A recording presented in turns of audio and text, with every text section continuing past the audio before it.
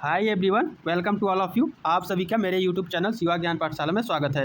दोस्तों, अगर आप बीएससी सेकेंड सेमेस्टर के स्टूडेंट हैं और बॉटनी के एग्ज़ाम में 75 नंबर स्कोर करना चाहते हैं तो यह वीडियो सिर्फ और सिर्फ आपके लिए है।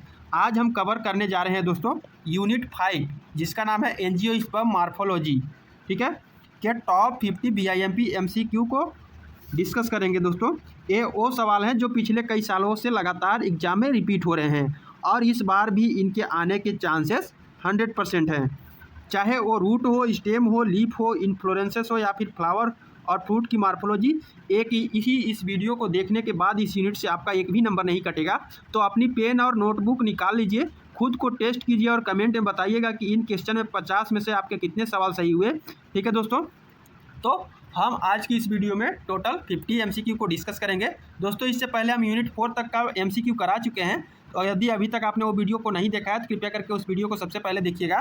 ठीक है, यहाँ पे कोई भी क्वेश्चन हवाबाजी नहीं कराया जाएगा। ठीक है, चाहे आप किसी भी यूनिवर्सिटी से हो, आप बीएससी सेकेंड सेमेस्टर के छात्र हैं और आपका सब्जेक्ट बॉटनी है और आपका पेपर जो है सब ऑब्जेक्टिव मोड में यानी कि एमसीक्यू बेस होना है, तो यह वीडियो आपके लिए बहुत ही महत्वपूर्ण साबित होने वाला है। बहुत सारे बच्चे कमेंट कर रहे थे, यानी कि माँ विंध्यवासिनी यूनिवर्सिटी मिर्ज़ापुर और उससे रिलेटेड जितने भी कॉलेज हैं उन सभी स्टूडेंट का जो पेपर है 18 मई को लगा हुआ है। तो बहुत सारे कमेंट कर रहे थे कि जल्दी से वीडियो प्रोवाइड कराइए, जल्दी से कराइए।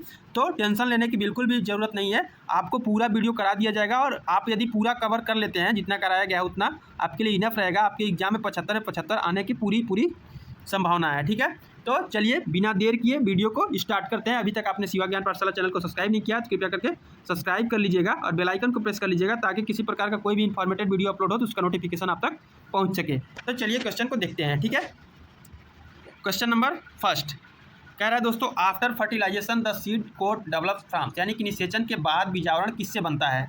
ओवरी वाल से बनता है, न्यूसेलस से, इंटीगुमेंट ऑफ ओव्यूल से या एम्ब्रायो से। तो इसका करेक्ट ऑप्शन हो जाएगा दोस्तों ऑप्शन सी, बिल्कुल करेक्ट होगा। ठीक है, यानी कि इंटीगुमेंट्स ऑफ ओव्यूल से।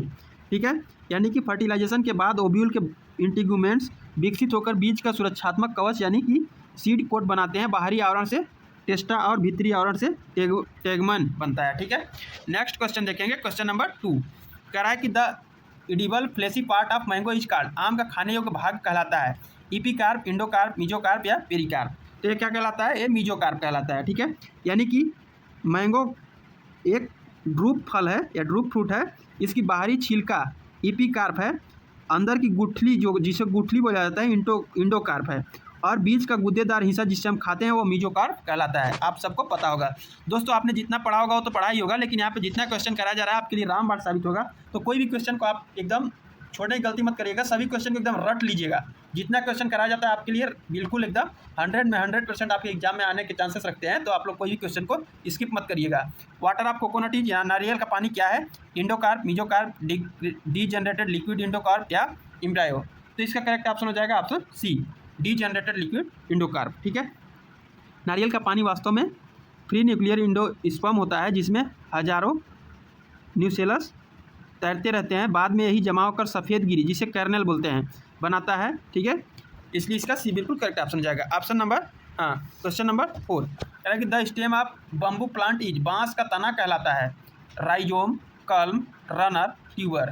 तो दोस्तों इसका करेक्ट ऑप्शन हो जाएगा ऑप्शन बी। ठीक है, कल्म। ठीक है, यानी कि घास और बांस जो पोएसी फैमिली के अंतर्गत आता है कि तने को कल्म कहा जाता है।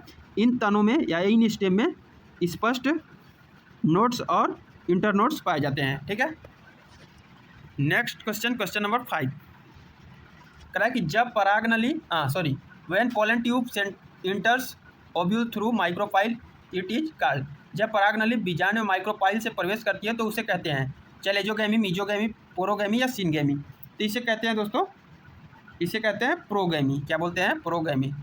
सी इसमें बिल्कुल करेक्ट ऑप्शन हो जाएगा। लेकिन जब पोलन ट्यूब ओव्यूल द्वार जिसे माइक्रोपाइल से प्रवेश करती है तो उसे पोरोगैमी कहते हैं। यदि चलाजा से इंटर करे, यानी कि चलाजा से इंटर करे तो चैलेजोगैमी, और यदि इंटीगुमेंट से इंटर करे तो उसे मीजोगैमी के नाम से जाना जाता है। नेक्स्ट क्वेश्चन, आई होप कि आपको वीडियो अच्छे से समझ में आ रहा होगा। कमेंट सेक्शन में जरूर कमेंट करके बताइएगा कि वीडियो समझ में आ रहा है कि नहीं, अच्छा लग रहा है, नहीं लग रहा है। वीडियो यदि थोड़ा सा भी आपके लिए हेल्पफुल हो तो वीडियो को लाइक जरूर करिएगा। दोस्तों यही आप लोगों में कमी है कि वीडियो सभी लोग देखते हो लेकिन लाइक नहीं करते हो, इसीलिए आपको वीडियो जल्द से जल्द प्रोवाइड नहीं कराया जाता है, ठीक है, ताकि पता ही नहीं चलता है कि आप लोग एक्टिव हो या नहीं हो, ठीक है। रिस्पॉन्स देखो तभी तो कोई कुछ करेगा, तो लाइक कमेंट के माध्यम से ही पता चलता है कि आप लोग वीडियो के लिए इंटरेस्टेड हो, ठीक है। The outer most zone of endosperm is called, endosperm की बाहरी परत कहलाती है पेरिस्पर्म, एल्यूरोन लेयर, टेस्टा या टेगमेन। तो इसका करेक्ट ऑप्शन हो जाएगा ऑप्शन बी, एल्यूरोन लेयर, ठीक है। क्योंकि मक्का और अन्य अनाजों के भ्रूणकोश जिसे एंडोस्पर्म की सबसे बाहरी परत को एल्यूरोन लेयर कहते हैं, जो प्रोटीन से भरपूर होती है और अंकुरण में मदद करती है। नेक्स्ट क्वेश्चन देखते हैं, क्वेश्चन नंबर 7 करा कि perisperm is a remnant of, यानी पेरिस्पर्म किसका अवशेष है, इम्ब्रायो का, एंडोस्पर्म का, न्यूसेलस का या ओवरियोल का। तो इसका राइट ऑप्शन हो जाएगा ऑप्शन सी, न्यूसेलस का, ठीक है।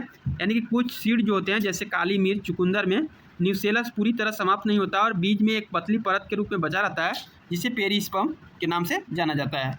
नेक्स्ट क्वेश्चन देखेंगे, क्वेश्चन नंबर 8 करा कि the ovule in which micropyle and funicle lie in one lines is, जिस बीजांड में माइक्रोपाइल और फ्यूनिकल एक सीध में होते हैं वह कहलाता है एनाट्रोपस, कैम्पिलोट्रोपस, आर्थोट्रोपस, एम्फीट्रोपस। तो इसका करेक्ट ऑप्शन हो जाएगा ऑप्शन सी, आर्थोट्रोपस। आर्थोट्रोपस बीजांड सबसे सीधा और सरल प्रकार का बीजांड है। इसमें माइक्रोपाइल, चैलेजा और फ्यूनिकल तीनों एक ही सीधी वर्टिकल लाइन में प्रेजेंट होते हैं। क्वेश्चन नंबर 9 कह रहा है दोस्तों कि one essential organ necessary for fertilization is, निषेचन के लिए आवश्यक अंग है mature ovule, root, stem, leaf. तो इसका करेक्ट ऑप्शन हो जाएगा ऑप्शन इसमें कौन करेक्ट हो जाएगा दोस्तों, ऑप्शन ए, ठीक है, मैच्योर ओव्यूल। यानी कि फर्टिलाइजेशन की प्रोसेस फ्लावर के भीतर ओव्यूल में होती है, इसलिए एक परिपक्व बीजांड का होना अनिवार्य है। रूट, स्टेम और लीफ वेजिटेटिव अंग है, ठीक है। नेक्स्ट क्वेश्चन, क्वेश्चन नंबर 10 कह रहा है कि pollen dust is produced in, परागकण कहाँ बनते हैं, ओवरी में, स्टेमन में, सेपल में या पेटल में। ये कहाँ बनते हैं, तो ये बनते हैं स्टेमन में, ठीक है। यानी कि फ्लावर के मेल सेक्स ऑर्गन को स्टेमन कहते हैं। इसके ऊपरी फूले हुए भाग यानी एंथर के अंदर पोलन ग्रेन या डस्ट का निर्माण होता है। नेक्स्ट क्वेश्चन, क्वेश्चन नंबर 11 कह रहा है कि edible part of coconut is, नारियल का खाने योग्य भाग है मीजोकार्प, इंडोकार्प, इंडोस्पर्म या इपिकार्प। तो इसका करेक्ट ऑप्शन हो जाएगा ऑप्शन सी, इंडोस्पर्म।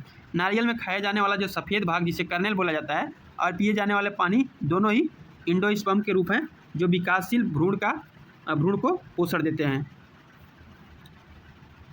नेक्स्ट क्वेश्चन देखते हैं, क्वेश्चन नंबर 12 कह रहा है दोस्तों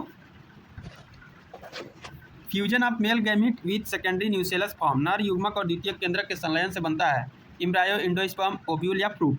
तो क्या बनता है, तो इंडोस्पर्म बनता है, ठीक है।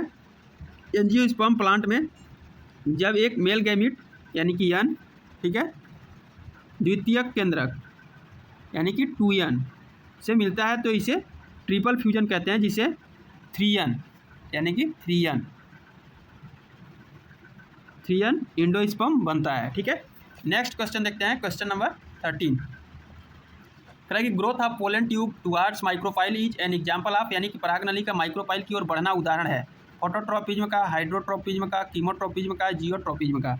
तो इसका करेक्ट ऑप्शन हो जाएगा ऑप्शन, इसमें कौन करेक्ट होगा दोस्तों, ऑप्शन सी बिल्कुल करेक्ट होगा। कौन सा, सी बिल्कुल करेक्ट होगा, कीमोट्रोपिज्म। यानी कि माइक्रोपाइल से कुछ विशेष रासायनिक पदार्थ स्रावित होते हैं, ठीक है, जो परागनली को अपनी ओर आकर्षित करते हैं। रसायनों के कारण होने वाली इस गति को कीमोट्रोपिज्म बोला जाता है। नेक्स्ट क्वेश्चन, क्वेश्चन नंबर 14 कह रहा है कि which of the following is not a fruit, निम्न में से कौन फल नहीं है, मैंगो, टोमेटो, पोटैटो, एप्पल। तो इसमें से करेक्ट ऑप्शन हो जाएगा ऑप्शन सी, मैंगो भी फ्रूट है, टोमेटो भी है, एप्पल भी है, लेकिन पोटैटो फ्रूट नहीं है। क्यों नहीं है कि पोटैटो एक क्या है, अंडरग्राउंड स्टेम है, यानी कि रूपांतरित भूमिगत तना है, जिसे ट्यूबर कहते हैं या कंद कहते हैं। टमाटर, आम और सेब जो है ये फॉल्स फ्रूट है, ठीक है। Next question, question number 15 the edible part of लीची इज, लीची का खाने योग्य भाग है epicarp, mesocarp, fleshy aryl, endocarp. तो इसका करेक्ट ऑप्शन हो जाएगा ऑप्शन सी, फ्लेसी एरिल, ठीक है। लीची में फ्यूनिकल से एक तीसरा गूदेदार आवरण विकसित होता है जो बीज को चारों तरफ से घेर लेता है, इसे एरिल कहते हैं। यही लीची का खाद्य भाग होता है। नेक्स्ट क्वेश्चन नंबर 16 क्या है कि rice grains are fruits known as, चावल के दाने किस प्रकार के फल कहलाते हैं? ड्रूप, वेरी, कैरियोप्सिस या कैप्सूल। तो इसका राइट ऑप्शन हो जाएगा ऑप्शन सी, कैरियोप्सिस। कैरियोप्सिस एक साधारण सूखा एक बीजी फल होता है जिसमें पेरिकार्प और सीड कोट आपस में पूरी तरह जुड़े होते हैं, जैसे अनाज में गेहूँ, चावल, मक्का, इसी के टोटल एग्जाम्पल हैं। क्वेश्चन नंबर 16 कह रहा है दोस्तों कि the plant which buries its on seeds in the soil is, यानी कि कौन सा पौधा अपने बीज स्वयं मिट्टी में दबा देता है? मस्टर्ड, ग्राउंड नट, व्हीट या ग्राम। तो इसका करेक्ट ऑप्शन हो जाएगा ऑप्शन बी, ग्राउंड नट। ठीक है, यानी कि मूंगफली में फर्टिलाइजेशन के बाद पुष्प का यानी कि फ्लावर का डंठल नीचे की ओर मुड़ जाता है और फल मिट्टी के अंदर विकसित होता है। इस प्रक्रिया को जियोकार्पी कहा जाता है। ठीक है। क्वेश्चन नंबर 18 करा कि storage leaves are found in, भंडारण पत्तियां किसे पाई जाती हैं? मैंगो में, एलियम में, नीम में या रोज में। तो इसका राइट ऑप्शन हो जाएगा ऑप्शन बी, एलियम में। ठीक है, क्योंकि एलियम सेपा में जो मांसल परतें हम खाते हैं वे वास्तव में भोजन और पानी को संग्रहित करने वाली रूपांतरित पत्तियां एक फलेसी स्केल लिप्स होती हैं। ठीक है। नेक्स्ट क्वेश्चन नंबर 19 करा कि in sweet potato food is stored in, यानी कि शकरकंद में भोजन संग्रहित होता है स्टेम में, लीफ में, रूट में या फ्लावर में। तो इसका करेक्ट ऑप्शन हो जाएगा ऑप्शन सी, बिल्कुल करेक्ट होगा दोस्तों, रूट में। ठीक है, यानी कि स्वीट पोटैटो एक रूपांतरित कंदील जड़ यानी कि ट्यूबरस रूट है। ध्यान दें, सामान्य आलू तना होता है लेकिन शकरकंद जड़ होती है। Next question number 20 maximum growth is roots occur, यानी कि जड़ों में अधिकतम वृद्धि कहाँ होती है? At apex, behind the apex, in root cap, in cortex. तो इसका करेक्ट ऑप्शन हो जाएगा दोस्तों option B, behind the apex, यानी कि जड़ के सबसे आगे रूट कैप होती है, उसके पीछे मेरिस्टेमिक जोन होता है और उसके ठीक पीछे जोन ऑफ इलोंगेशन होता है जहाँ कोशिका लंबी होती हैं। जड़ की वास्तविक वृद्धि यही होती है। ठीक है। नेक्स्ट क्वेश्चन देखेंगे, क्वेश्चन नंबर 21 कह रहा है how many major types of leaves are found among plant, पौधों में पत्तियों के मुख्य प्रकार कितने हैं? 1, 2, 3, 4। तो इसका करेक्ट ऑप्शन हो जाएगा ऑप्शन बी, 2 होते हैं। ठीक है, यानी कि इंसिजन ऑफ लेमिना के आधार पर लीव्स जो होती हैं मुख्य रूप से 2 प्रकार की होती हैं। कौन कौन? सिंपल लीफ और कंपाउंड लीफ। याद रखेंगे आप लोग, हो सकता है क्वेश्चन थोड़ा सा घुमा पूछ सकता है एग्जामिनर। ठीक है। The arrangement of flower on the floral axis is called, पुष्प अक्ष पर फूलों की व्यवस्था कहलाती है वर्नेशन, एस्टिवेशन, इन्फ्लोरेंसेस या प्लेसेंटेशन। तो इसका राइट ऑप्शन सी बिल्कुल करेक्ट होगा। ठीक है, इन्फ्लोरेसेंस। ठीक है, मुख्य तने या शाखा के शीर्ष पर फूलों के लगने का व्यवस्थित होने के क्रम को इन्फ्लोरेंसेस कहा जाता है। नेक्स्ट क्वेश्चन देखेंगे, क्वेश्चन नंबर 23 कह रहा है दोस्तों the position of placenta inside the ovary is called, अंडाशय के भीतर प्लेसेंटा की स्थिति कहलाती है वेनेशन, वर्नेशन, प्लेसेंटेशन, एस्टिवेशन। तो इसका राइट ऑप्शन हो जाएगा ऑप्शन सी, प्लेसेंटेशन। ठीक है, यानी कि ओवरी की भीतरी दीवार पर ओव्यूल्स के लगे होने के क्रम या प्लेसेंटा के वितरण को प्लेसेंटेशन कहते हैं।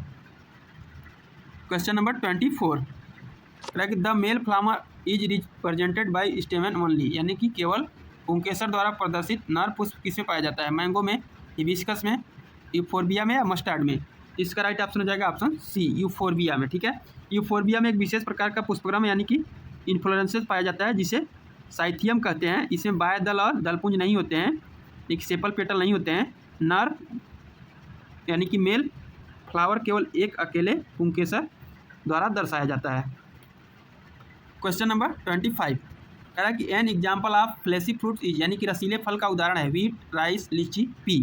तो इसका राइट ऑप्शन हो जाएगा दोस्तों ऑप्शन सी, लीची। ठीक है, यानी कि दिए गए विकल्पों में से लीची का खाने योग्य भाग एरिल, रसीला और गूदेदार होता है, जबकि गेहूँ, चावल और मटर सूखे फल यानी कि ड्राई फ्रूट्स के श्रेणी में आते हैं। क्वेश्चन नंबर 26 कह रहा है कि one of the essential organs necessary for fertilization is, यानी कि निषेचन के लिए आवश्यक अंगों में से एक है। रूट है, मैच्योर ओव्यूल है, स्टेम है या लीफ है। तो इसका करेक्ट ऑप्शन हो जाएगा ऑप्शन बी, मैच्योर ओव्यूल। ठीक है, एक क्वेश्चन पहले भी आ चुका है। देख लेंगे आप लोग। क्वेश्चन नंबर 27 कह रहा है कि the pollen dust is produce in the, यानी कि परागकण कहाँ उत्पन्न होते हैं? ओवरी में, पेटल में, स्टेमन में, सेपल में। इसका राइट ऑप्शन हो जाएगा ऑप्शन सी, स्टेमन में। क्वेश्चन रिपीट हो रहा है दोस्तों, आप लोग ध्यान देंगे, ठीक है, तो समझ सकते हैं कितना क्वेश्चन इंपॉर्टेंट है। Edible part of coconut is, नारियल का खाने योग्य भाग, ये भी क्वेश्चन पीछे आया हुआ है, ठीक है। इसका राइट ऑप्शन सी बिल्कुल करेक्ट होगा, एंडोस्पर्म, ठीक है। मैक्सिमम क्वेश्चन जो है रिपीटेड है दोस्तों, आप लोग समझ सकते हैं। नेक्स्ट क्वेश्चन देखेंगे, क्वेश्चन नंबर 29 कह रहा है कि which of the following is not a fruit, ये भी क्वेश्चन आया है दोस्तों, ठीक है। तो पोटैटो इसमें बिल्कुल करेक्ट ऑप्शन हो जाएगा, लोग ध्यान देंगे इस बात का।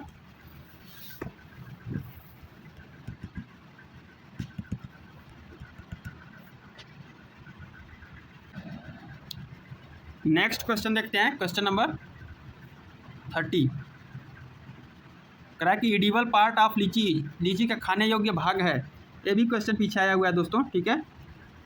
इसका सी बिल्कुल करेक्ट ऑप्शन हो जाएगा, फ्लेसी एरी। नेक्स्ट क्वेश्चन देखते हैं, क्वेश्चन नंबर 31 कह रहा है कि rice grains are fruit known as, चावल के दाने किस प्रकार के फल कहलाते हैं? ये भी क्वेश्चन पहले आया हुआ है, ठीक है। इसका सी बिल्कुल करेक्ट ऑप्शन हो जाएगा दोस्तों। मैक्सिमम क्वेश्चन रिपीट हो जा रहे हैं यहाँ पे, ठीक है।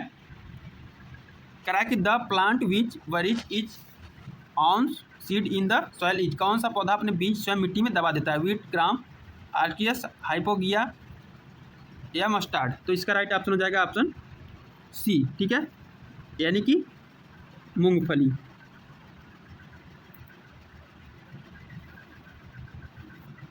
नेक्स्ट क्वेश्चन देखेंगे, क्वेश्चन नंबर 33 कह रहा है कि storage leaves are found in, भंडारण पत्तियां किसमें पाई जाती हैं? मैंगो में, एलियम में, नीम में या रोज में। इसका राइट ऑप्शन हो जाएगा ऑप्शन बी। ये भी क्वेश्चन रिपीटेड है दोस्तों, थोड़ा सा सेटअप करने में मिस्टेक हुआ है, ठीक है। In sweet potato food is stored in, यानी कि शकरकंद में भोजन कहाँ संग्रहित होता है? स्टेम में, लीव्स में, रूट्स में या फ्लावर में। इसका राइट ऑप्शन हो जाएगा ऑप्शन सी, रूट्स में, ठीक है। Question number 35 maximum growth in roots occurs, जड़ों में अधिकतम वृद्धि कहाँ होती है? तो बिहाइंड द अफेक्ट्स, ठीक है, बिल्कुल ये भी क्वेश्चन रिपीटेड है।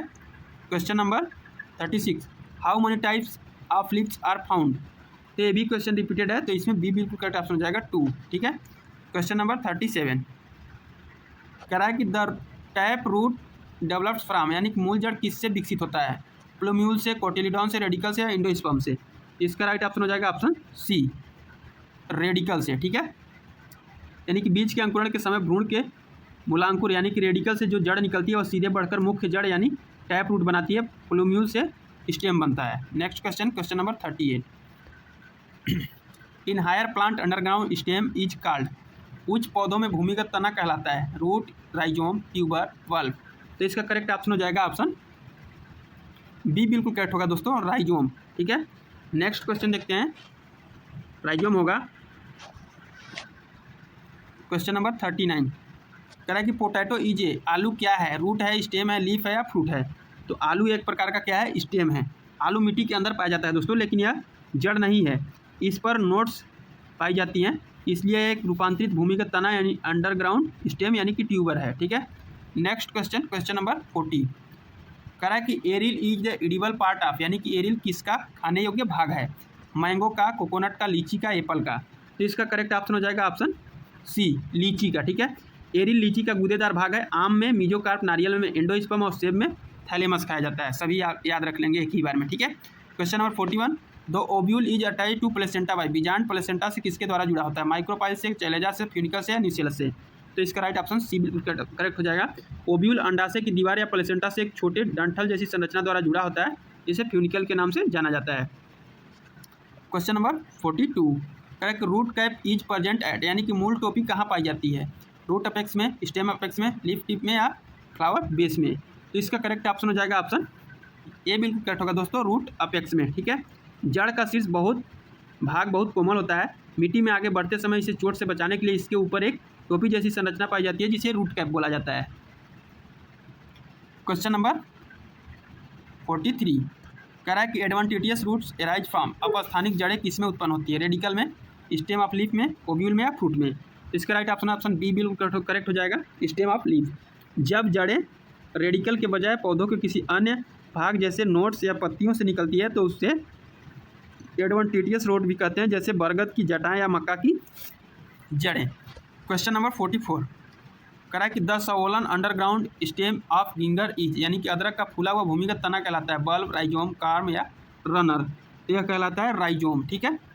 लेकिन अदरक और हल्दी का भूमिगत तना क्षैतिज यानी कि हॉरिजॉन्टली बढ़ता है और भोजन संचय करके फूल जाता है, इसे राइजोम के नाम से जाना जाता है।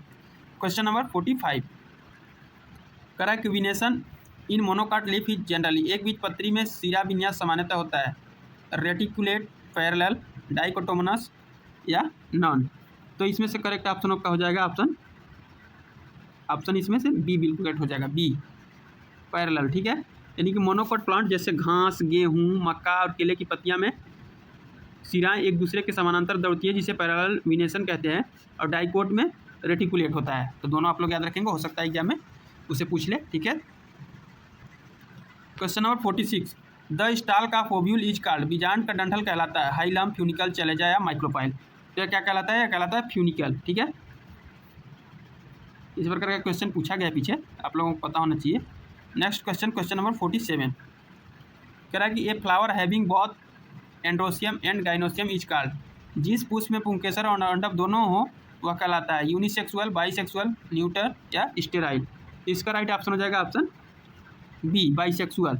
जिस फूल में एंड्रोसियम, स्टेमन और गाइनोसियम या कार्पेल दोनों उपस्थित होते हैं उसे बाइसेक्सुअल फ्लावर कहा जाता है, जैसे सरसों और गुड़हल। नेक्स्ट क्वेश्चन देख लेंगे, क्वेश्चन नंबर 48 कह रहा है कि ओवरी डेवलप इनटू, यानी कि अंडाशय किस में विकसित होता है? सीड में, फ्रूट में, एम्ब्रायो में, रूट में। तो इसका करेक्ट ऑप्शन हो जाएगा ऑप्शन इसमें कौन सही हो जाएगा दोस्तों? ऑप्शन बी यानी कि फ्रूट में, ठीक है। एक फर्टिलाइजेशन के बाद अंडाशय फ्रूट में बदल जाता है और अंडाशय के अंदर मौजूद बीजांड ओव्यूल्स बीज बन जाते हैं, ठीक है। क्वेश्चन नंबर 49 कह रहा है कि in maize fibrous root system is present, यानी कि मक्का में कौन सी जड़ें पाई जाती हैं? Tap root, fibrous root, adventitious root या हॉस्ट्रोलियल रूट। इसका राइट ऑप्शन हो जाएगा ऑप्शन बी फाइब्रस रूट, ठीक है। यानी कि मोनोकोट में या मक्का में प्राथमिक जड़ जल्दी नष्ट हो जाती है और तने के आधार से रेशे का एक गुच्छा निकलता है जिसे फाइब्रस रूट सिस्टम या झकड़ा या रेशेदार जड़ भी कहा जाता है। नेक्स्ट क्वेश्चन आज की इस वीडियो का अंतिम क्वेश्चन है, ठीक है। The arrangement of leaves on stem is called, तने पर पत्तियों की व्यवस्था कहलाती है फाइलोटैक्सी, वर्नेशन, एस्टिवेशन या प्लेसेंटेशन।